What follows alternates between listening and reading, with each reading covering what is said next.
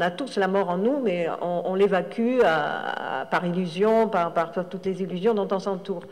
Et lui, finalement, cette blessure le délivre des illusions et le délivre de moi, de son moi, quoi, finalement. Et que reste-t-il à faire à ce moment-là? Il reste à nommer et à aimer. Enfin, justement, il dit maintenant, je suis la saveur de ce qui est né avec moi, et je n'ai plus qu'à nommer, à faire venir l'eau, l'herbe, le vent, la lumière, à révéler l'extraordinaire beauté dissimulée dans le langage. Et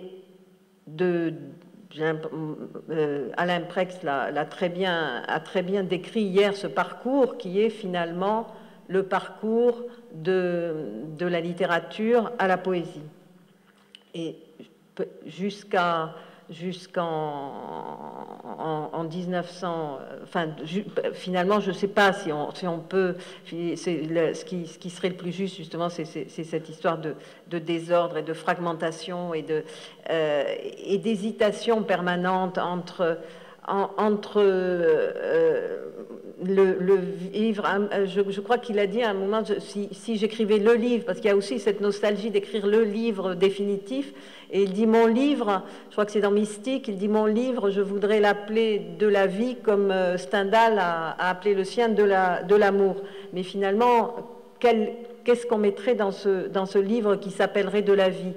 Et ce livre, ce qu'il aimerait faire, ce sont ces mots, celui qui fait la clarté de la pensée avec le langage des sens. Il y a toujours cette dualité entre partir des sens pour arriver à la clarté de la pensée. La parole, pour lui, n'est qu'une sensation pénétrée de connaissance. Donc il y a à la fois un retour à la sensation, mais et pas un refus de la connaissance, mais que la connaissance passe par la sensation. Travailler à supprimer tout ce qui est vain et se confondre avec, finalement, se confondre avec le monde. Il me semble aussi qu'on a peut-être que ça rejoindrait plutôt les premières années, parce que finalement, au début, quand le monde a brusquement basculé dans l'immobilité, je crois qu'il y a eu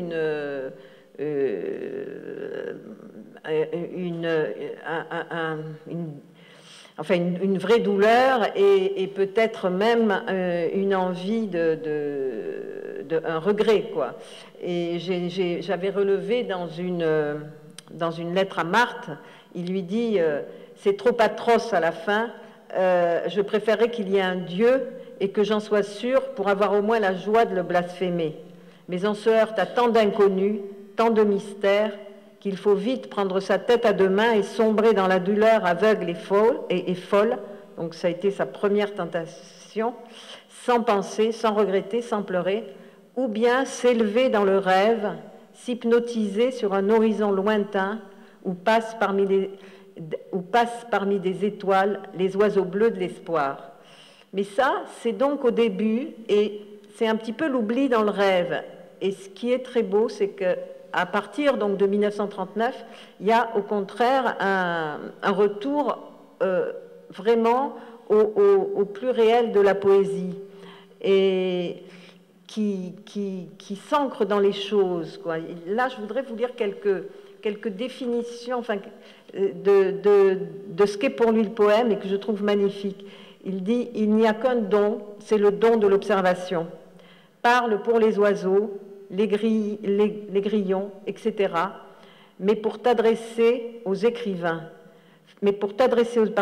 Parle pour les oiseaux, les grillons, etc. Mais pour t'adresser aux écrivains, fais-toi un langage avec le cri des grillons, des oiseaux, etc. » Donc, il y a ce désir de... Enfin, la poésie, c'est demeurer avec ce monde qui l'entoure, auquel il ne peut presque plus participer, mais et c'est là qu'on arrive au deuxième choix qui est celui de ce don aux autres et de ce... Finalement, Bousquet a fait l'inverse de ce que font les écrivains qui ont leurs jambes.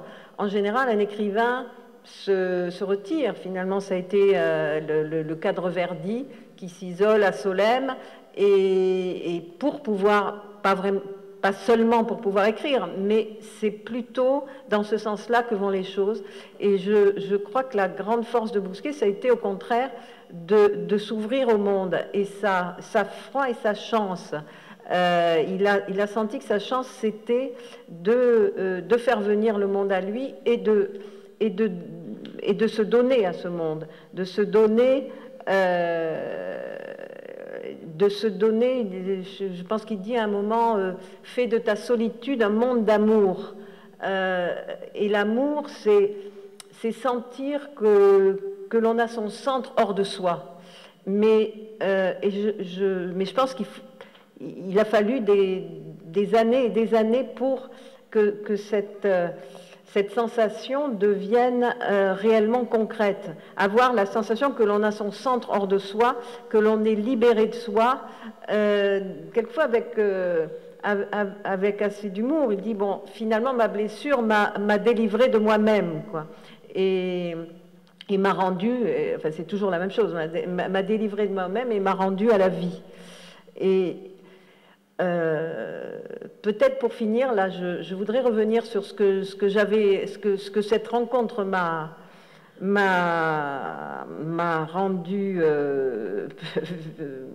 absolument évident, moi qui ai écrit un livre sur Nietzsche, c'est que